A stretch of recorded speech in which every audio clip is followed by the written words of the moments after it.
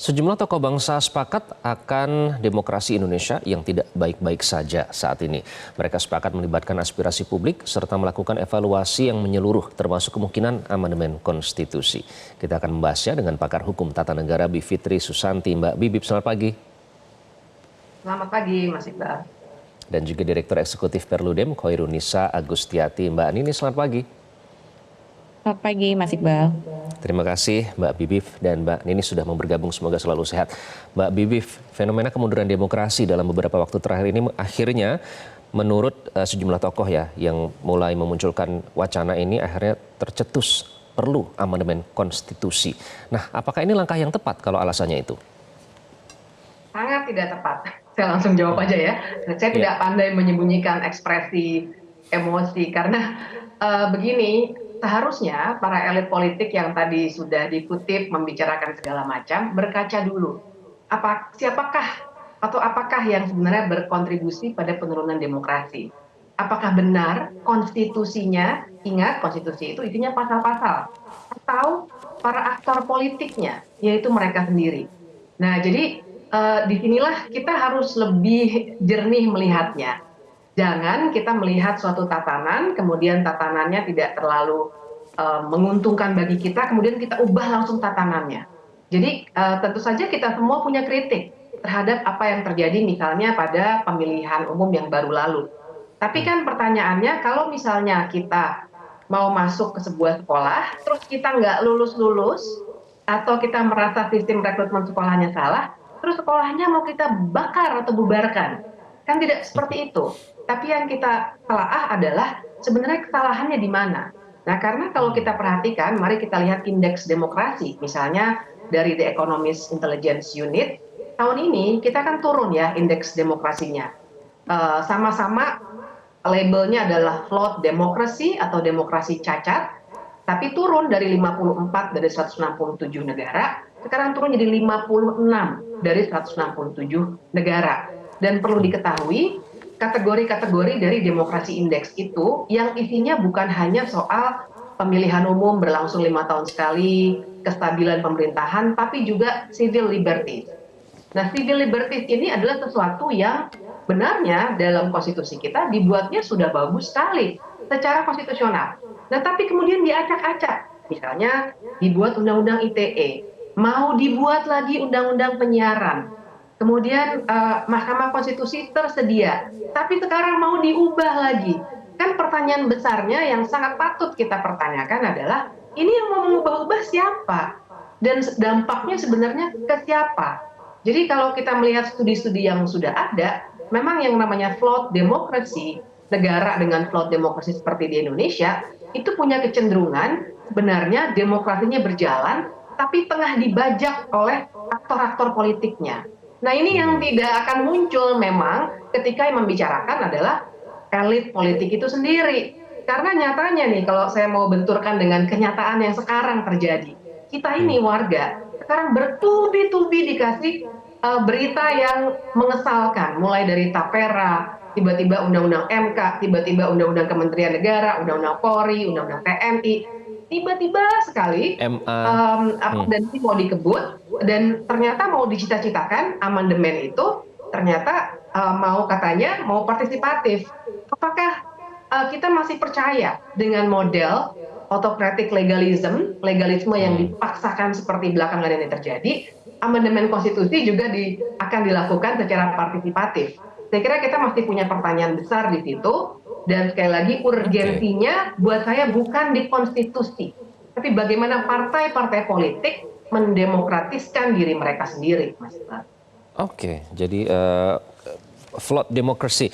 Pertanyaannya, apakah flaw ini semakin besar ya, apalagi dengan banyaknya pemberitaan yang muncul yang semakin hari itu kita semakin terkejut, kok ada lagi seperti itu ya.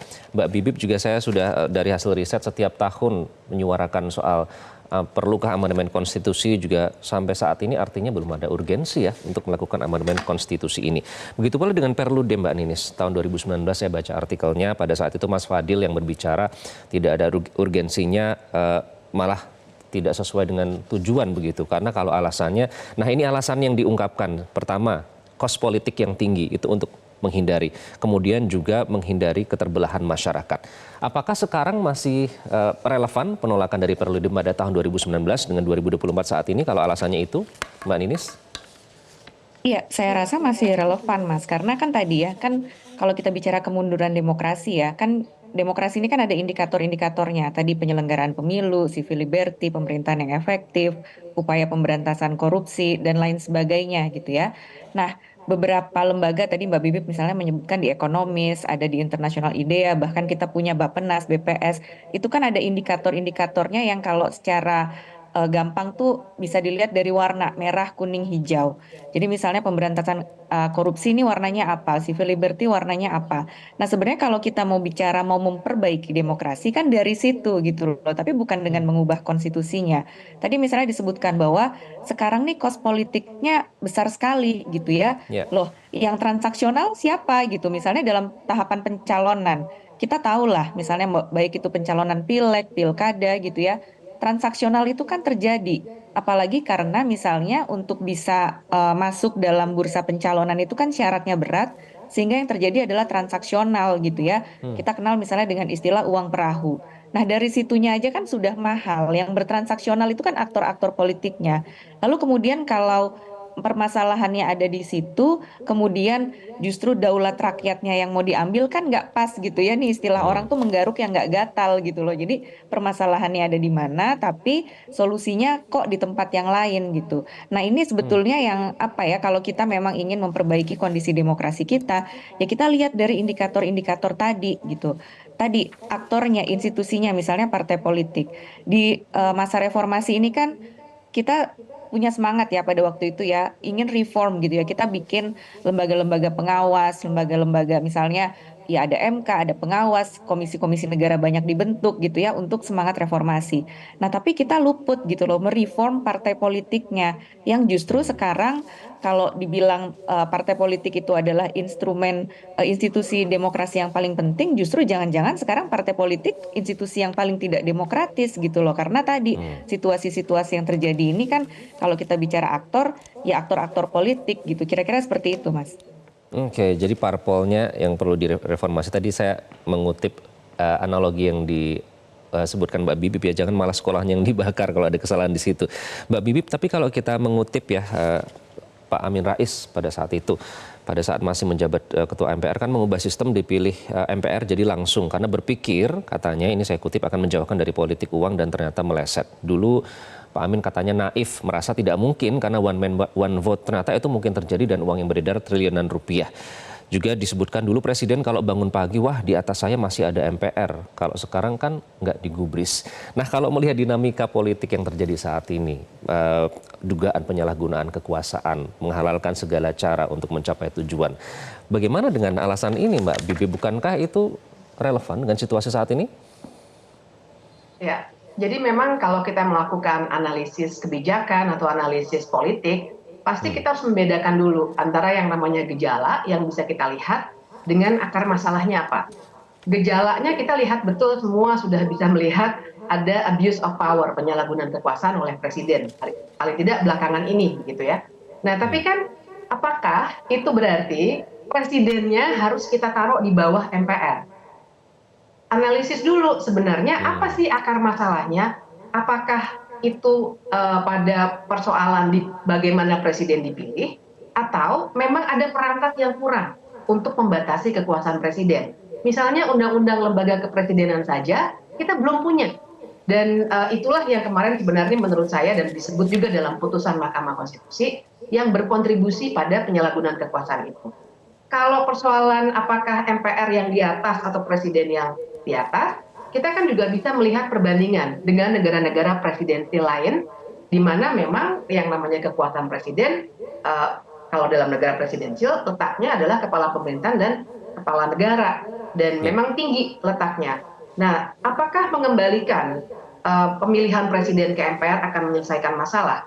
Jangan lupa bahwa yang namanya politik uang yang demikian besar, itu sebenarnya lahirnya bukan dari model pemilihan presiden langsungnya itu sendiri, tapi bagaimana model itu kemudian menurut saya dibajak oleh elit politik, misalnya dengan adanya presidential threshold 20%, yang akhirnya membuat ada pragmatisme dalam membentuk koalisi, bahkan biasanya uang yang banyak sekali beredar itu ketika negosiasi politik tengah terjadi untuk mencapai perahu tadi tuh, gimana caranya supaya seseorang bisa maju presidential threshold. Nah itu Mas Iqbal dan juga semua yang lagi menonton, tidak ada di konstitusi kita, tapi dibuatkan oleh para politisi di level undang-undang.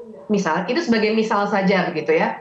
Dan juga persis seperti yang dikatakan oleh Mbak Ninis tadi, sebenarnya yang melakukan transaksi-transaksi politik itu justru aktor-aktor politik itu sendiri, karena aturan mainnya sebenarnya sudah ada. Mbak Ninis akan banyak sekali bisa bercerita soal studi-studi Perludem bahwa sebenarnya aturan main untuk money politics sudah lumayan rapi, tapi tidak dilaksanakan. Kenapa? Karena ada kekuatan-kekuatan politik yang sifatnya informal, yang akhirnya membuat sistem pemilu kita dan sistem penegakan hukum pemilu kita tidak berjalan dengan baik.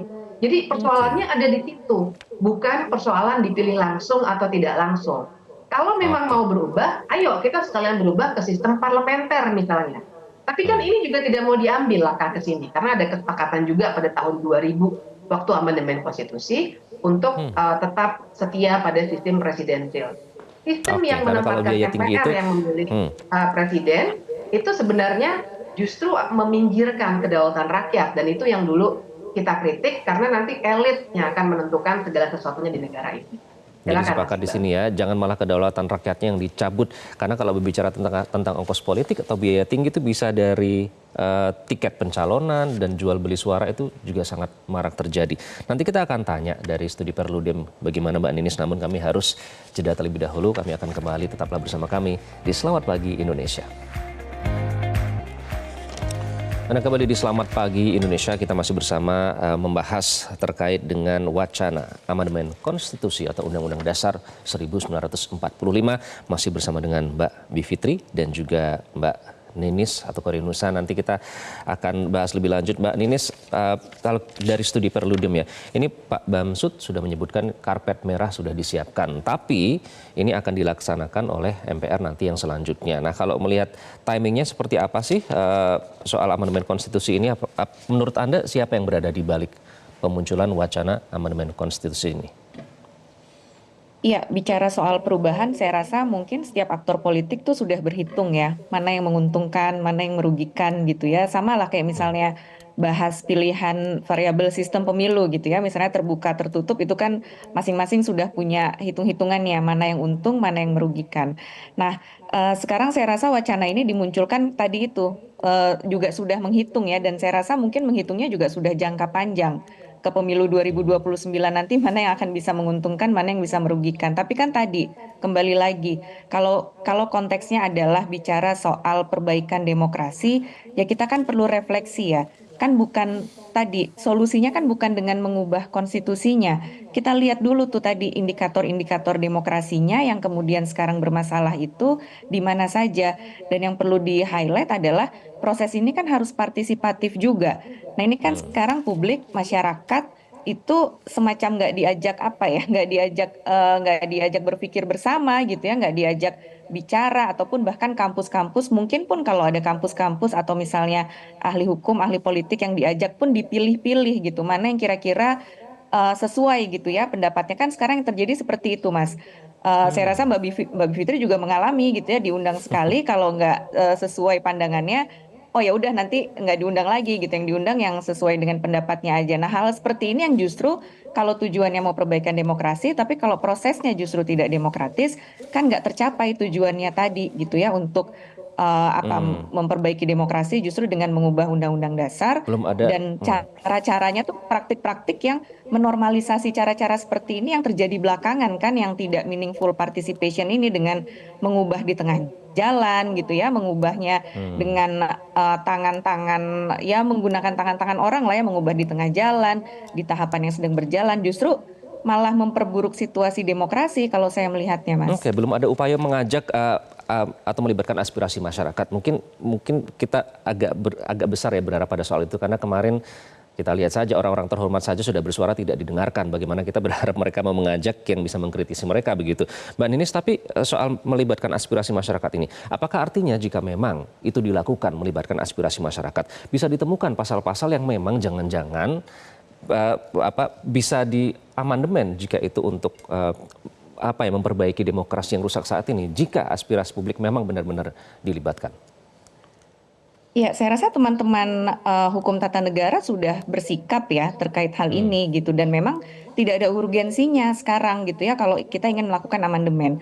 Nah, kalau kita ingin melakukan perbaikan penyempurnaan gitu ya, misalnya untuk penyelenggaraan pemilu, kan ini hal yang cukup kompleks gitu. Kita bicara mulai dari sistem kepartaiannya, budaya politiknya, kesadaran perilaku pemilihnya gitu ya, kebebasan berekspresinya, kan itu sebetulnya yang harus dibenahi gitu loh, bukan dengan ya tadi ini urgensinya apa sih, jangan-jangan nanti malah kemana-mana gitu loh. Banyak sekali yang kemudian kita mau ubah gitu ya, padahal bukan menjadi sebuah urgensi. Mungkin di pengalaman tahun 99 yang lalu ya, kan itu sangat partisipatif gitu ya, ada urgensinya memang mengubah, semua orang bersuara, tapi kan yang sekarang terjadi kan situasinya berbeda dengan tahun 99 yang lalu ya, ketika dimulainya Oke. amandemen perubahan konstitusi itu, Mas. Oke, Mbak Bibif, bagaimana Mbak? Iya, jadi saya melanjutkan dari Mbak Ninis ya, karena memang harus dipahami yang namanya perubahan konstitusi biasanya mengikuti atau diikuti oleh sebuah yang istilahnya political opportunity. Jadi 99 2002 kita amandemen itu mengikuti apa yang terjadi karena kita punya reformasi besar-besaran tahun 98. Nah, itu satu catatan saya. Yang kedua, sebenarnya kami dari kawan-kawan hukum tata negara pernah tuh studi tahun paling tidak 2007 yang agak besar waktu itu, dan memang ada beberapa hal yang perlu diperbaiki, tapi yang perlu diperhatikan oleh pemirsa semuanya juga Mas Iqbal, untuk paham bahwa isi konstitusi itu, jangan bayangkan itu sedetail yang barangkali dicoba dinarasikan seakan-akan mau menyalahkan apa yang terjadi di pemilu kemarin pada konstitusi. Jadi misalnya kita lihat konstitusi itu isinya sangat mendasar misalnya pemilihan umum diadakan setiap 5 tahun sekali untuk DPR dan seterusnya. Bagaimana pemilu itu dilakukan, itu levelnya undang-undang. Jadi kita punya yang namanya tata urutan peraturan perundang-undangan atau hierarki. Paling atas undang-undang dasar, memang isinya tak terlalu rinci. Nah, rinciannya nanti di undang-undang, kemudian turun ke peraturan pemerintah, peraturan presiden, dan seterusnya. Di sisi lainnya ada juga peraturan-peraturan kalau yang teknis oleh lembaga tertentu, peraturan KPU misalnya begitu. Nah, jadi kalau misalnya, ini kalian barangkali supaya kita tukar pikiran juga untuk pemirsa yang belum terlalu detail melihatnya. Level yang namanya presidential threshold dibatasi 20%. Parliamentary threshold kemarin juga diputus oleh Mahkamah Konstitusi 4%. Kemudian misalnya pemilu sistemnya pakai apa? Itu levelnya undang-undang, bukan undang-undang dasar. Nah, jadi saya kira urgensinya sebenarnya adalah perbaikan di level yang teknis itu. Kalau memang kita menyoal persoalan-persoalan yang belakangan ini terjadi, mulai dari kebijakan yang tidak berpihak pada rakyat sampai dengan perusakan institusi-institusi seperti Mahkamah Konstitusi. Levelnya itu di undang-undang. Nah, kalau undang-undang dasar, yang saya curigai adalah memang keinginannya besar untuk membalikkan situasi ke masa lalu, di mana memang presiden itu misalnya dipilihnya oleh MPR, dijatuhkannya oleh MPR, makanya dulu Gus Dur bisa dijatuhkan dan digantikan oleh Megawati oleh MPR, karena sistemnya mengizinkan seperti itu. Soekarno dijatuhkan, digantikan oleh Soeharto oleh MPR. Nah, justru kita belajar dari sejarah. Jangan sampai kita kembali ke 21 tahun yang lalu begitu ya Mbak Bibif ya. Oke, itu artinya Nah, sekarang kita turunannya. mau mundur lagi seperti ini. Turunannya ya undang-undangnya, peraturan presiden dan peraturan yang lain yang mengikuti, tapi bukan konstitusinya atau undang-undang dasar 1945. Ini artinya kalau alasannya melibatkan aspirasi publik untuk mengubah pasal-pasal itu juga itu tidak tepat ya kalau alasannya itu. Terima kasih Mbak Bibif, Mbak Ninis atas pencerahannya pada pagi hari ini. Terima kasih sudah bergabung dengan Selamat Pagi Indonesia. Jelajahi cara baru mendapatkan informasi. Download Metro TV Extend sekarang.